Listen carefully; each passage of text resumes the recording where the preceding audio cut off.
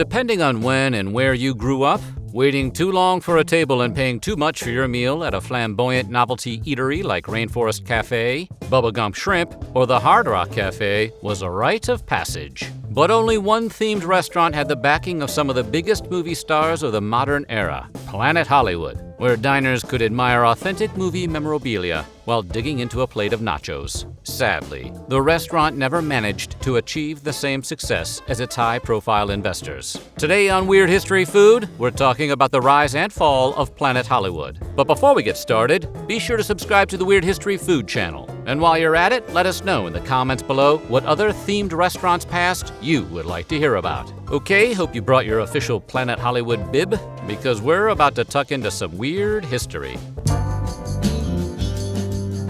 Let's travel back all the way to the set of Arnold Schwarzenegger's 1987 hit, The Running Man, where an actor playing a medtech first approached movie producer Keith Barish with a business idea. The man's name was Brian Kestner, and he had a dream inspired by the success of Hard Rock Cafe, but with movie stuff instead of guitars. Kestner's vision was of a magical place where you could see replicas of your favorite movie props, and sometimes catch a glimpse of your favorite celebrity too. Though the likelihood of meeting Julia Roberts at a Planet Hollywood was about as likely as Christopher Lloyd popping his head out of the DeLorean hanging upside down in the restaurant chain's Honolulu location.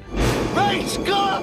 Kestner's idea had legs. Unfortunately, the name he threw out, Cafe Hollyrock, did not. But Barish was willing to give the restaurant a go, planning the venture with former Hard Rock Cafe CEO Robert Earl. Kestner was given a stake in the realization of his brand, but later complained of receiving minimal stock and even less credit, which, considering how things shook out, was probably for the best. Keith Barish used his Hollywood connections to rope in some A-list investors to go all in on the franchise. Bruce Willis, Arnold Schwarzenegger, Demi Moore, and Sylvester Stallone were the restaurant's largest stakeholders, and were often confused as being the owners of Planet Hollywood. That's why it's called acting. Genius performance. Opening its first location in 1991, the business attracted a swell of additional talent until celebrities comprised 17% of the company's ownership. Notable marquee names included Whoopi Goldberg, Melanie Griffith, Jean-Claude Van Damme, Danny Glover, Don Johnson, Tom Arnold, Wesley Snipes, John Hughes, Cindy Crawford, and America's sweetheart, Roseanne Barr. Stars would show up at Planet Hollywood locations and wave to fans in exchange for employee stock, thus creating an incentive for genuine stars to make appearances, as well as an incentive for customers to make the trek out to the nearest Planet Hollywood location. Nothing convinces a family to make the drive from Missoula like the possibility of catching a glimpse of Miami Vice's own Don Johnson. There were other less evident upshots to this arrangement. Barish allegedly enticed Bruce Willis by promising to book his band and to make him the official music video director of Planet Hollywood. Hey, if you're going to make a vanity project, you go all the way. Much like everything else about Planet Hollywood, the menu was hot trash. It was almost as if the marketing department had asked themselves, what do people eat when they're trapped at an airport? And then designed an entire menu around that concept. For example, one infamous menu item featured chicken tenders breaded with Captain Crunch cereal. And boy, did it get soggy from there. From handheld lasagna to a literal knuckle sandwich, Planet Hollywood ran the gamut of bizarre dining choices. The infamous Planet Meltdown dessert was a globe of chocolate that melted under hot caramel and slowly revealed a Planet Hollywood logo. If that sounds sticky and difficult to eat, well, in fact it was. While children seemed to love it, most adults and some rotund food critics couldn't choke it down without comment. In fact, the scathing reviews of Planet Hollywood's cuisine were unmatched until Pete Wells decided to go to town in his notoriously catty New York Times review of Guy Fieri's American Kitchen and Bar restaurant in Times Square. Incidentally, Fieri is the architect behind the current menu at the remaining Planet Hollywood locations. Explains all the bleached blonde hair in the soup.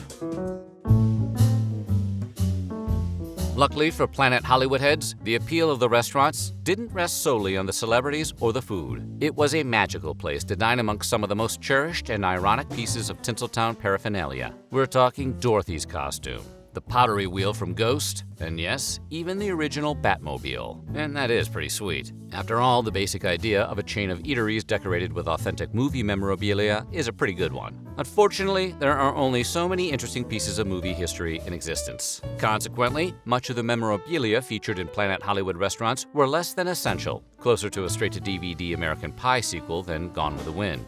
This led to locations having to fill space with decidedly unglamorous props, like a replica of the meat slab Rocky used to train. or a toilet seat from the action comedy Bulletproof, autographed by Adam Sandler. Eventually, it became unclear which props were genuine and which were replicas, or even which movies they were supposed to be representing. It's hard to get excited about eating Captain Crunch chicken fingers next to Matthew Modine's polo shirt from Pacific Heights. Today, anyone trying to recapture the magic of being disappointed at a Planet Hollywood can go to Collectibles by Planet Hollywood on Amazon, where the brand is selling off their old memorabilia. That's where you can become the proud owner of a $450 alien eye from Independence Day, a $300 log used by Harrison Ford in Clear and Present Danger, and a $200 pair of jeans autographed by Tom Arnold. Really a steal, as long as you don't mind your room smelling like Captain Crunch. So besides luring in out-of-towners with their confusing memorabilia and bait-and-switch celebrity sightings, how did Planet Hollywood make its cash? Like they say in Spaceballs, merchandising.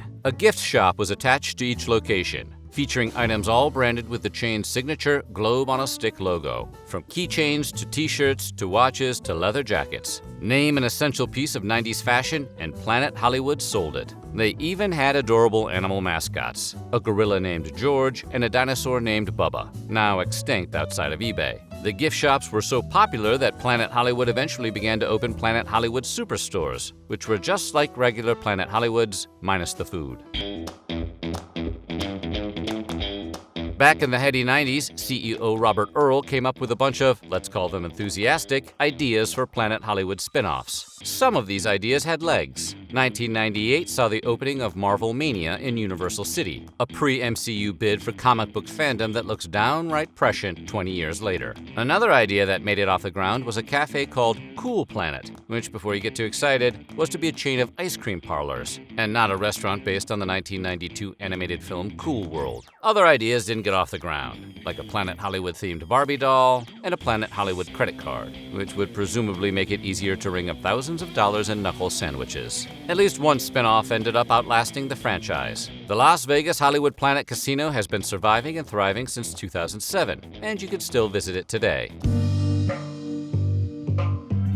5 short years after opening, Planet Hollywood went public with a $1.2 valuation by Bear Stearns. Prices rose quickly to over $32 per share, boosting the value of the franchise to $3.5 billion. For a period of time, Planet Hollywood stock was worth more than General Motors. By 1995, the business was making over $500 million a year. But a series of calamities would see Planet Hollywood stars crashing like a meteor. By 1999, the stock was worth 75 cents. A year later, a publicly disgruntled Arnold Schwarzenegger sold his stake, and Robert Earl began to panic.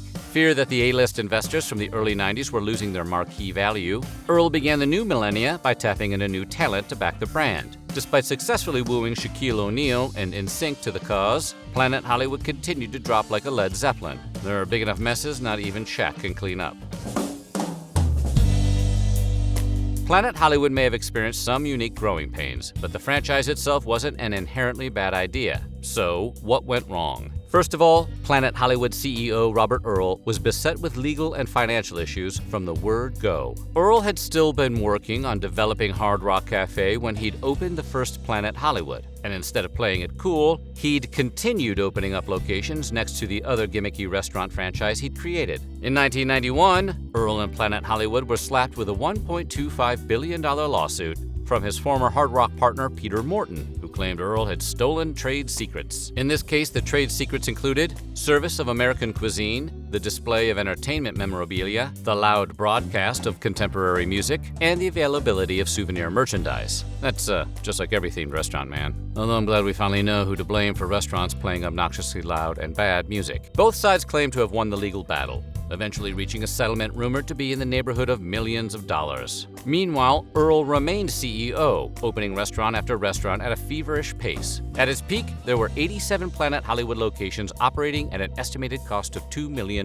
each. After all, it costs a lot to keep 87 restaurants supplied with their share of McHale's Navy prop briefcases and Sergeant Bilko costumes. Unsurprisingly, locations were struggling to break even. The solution was probably not to open more restaurants, although that's exactly what Earl did. Even as the novelty wore off and customers wised up to the fact that they'd never run into Arnold Schwarzenegger while eating their knuckle sandwiches. By October of 1999, Planet Hollywood was facing $359 million in debt. Its stock was delisted, and the group declared bankruptcy. Earl blamed the losses on his overeager expansion plan and reduced the number of Planet Hollywood outposts to a slim 35. By May of 2000, the restaurant's stock was relisted, but it failed to recapture the excitement of its initial founding. In October of 2001, exactly 2 years after going bust for the first time, Planet Hollywood filed for another Chapter 11. This time, Planet Hollywood execs blamed the restaurant's poor performance on the September 11th attacks and their effect on tourism dollars. It was a hard sell since the October filing came less than a month after the attacks. That's not to say Planet Hollywood was without its share of horrifying incidents that factored into the franchise's plunging interest. A Planet Hollywood in Cape Town had been the site of a deadly bombing in 1998, while in Moscow, a fan died after falling from the roof during the restaurant's opening. Regardless of the cause, the writing was on the wall for Planet Hollywood, right next to Tommy Lee Jones's bracelet from JFK. By 2018, Planet Hollywood only existed as 6 restaurants and 3 resorts. But weirdly, the last few years have seen a Planet Hollywood resurgence. New restaurants opened in Malta and Qatar, and Cancun and St. Martin both opened Planet Hollywood resorts during the pandemic. With Earl still in charge, the brand has announced plans to sell off some 60,000 pieces of movie memorabilia as NFTs under the name Meta Hollywood, which might be the most Planet Hollywood statement ever made. So what do you think? Do you ever eat at Planet Hollywood? Let us know in the comments below, and while you're at it, check out these other videos from Weird History Food.